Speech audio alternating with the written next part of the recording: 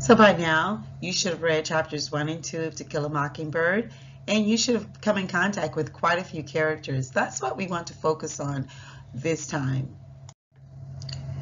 So first, you should ask yourself, what do I know about the characters so far, having read chapters 1 and 2 of To Kill a Mockingbird? How much do you know about Jean Louise Finch?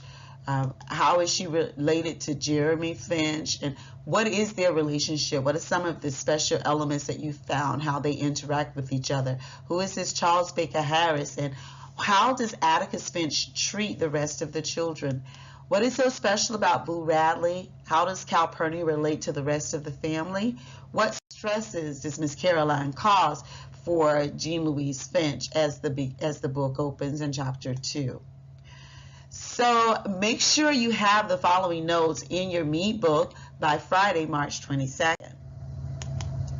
Specifically, the idea that Jean Louise Finch, know what her nickname is, understand how intelligent she is, her love for reading, understand what makes her so headstrong and outspoken, be able to give some examples of what proves that she's a tomboy. Be able to explain why she's considered to be innocent, and then give an example of how she's intolerant of anything that's new or different. Another character you need to become familiar with, make sure you can explain why he is significant to the story, would be Jim. Now, we know that Jim is Scout's older brother, and we know that his father is Atticus. But why is it significant that he is being 4 years older than Scout? Why he understands so many events in Macon that Scout doesn't.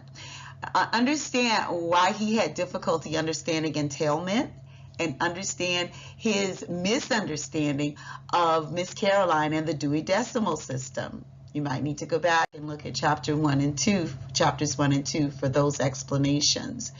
And then there's Atticus. We haven't met Atticus we haven't talked to Atticus a lot in this story so far, but you'll hear a lot from him later on.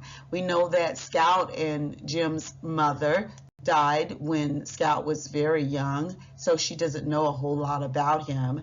And because of that, Atticus had to employ Calpurnia not just as the cook, but as the surrogate mother.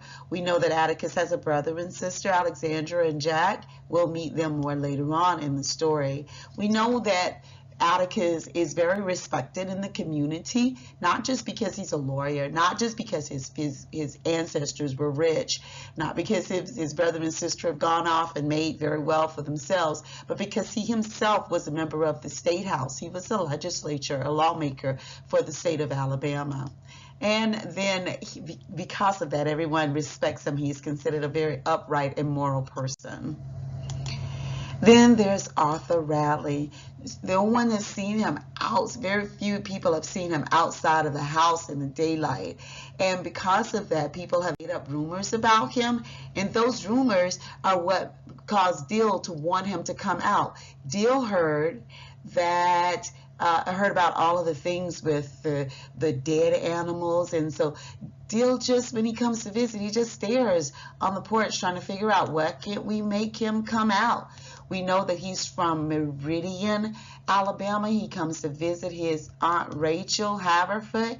He has such a big imagination, perhaps because he goes to the picture shows and he sees a whole, you remember why he was able to go to the picture show, where he got that money from, what his mom did, but he is hiding a lot of pain. We know he's very lonely.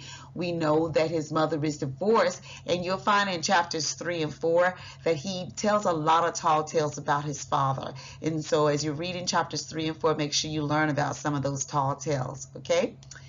And so and finally, we want to look a little bit more at Calpurnia. You will understand when you get to chapters, probably not until chapters 7 and 8, why Calpurnia is so special to the community. But know that as we meet her, Scout thinks that she's mean.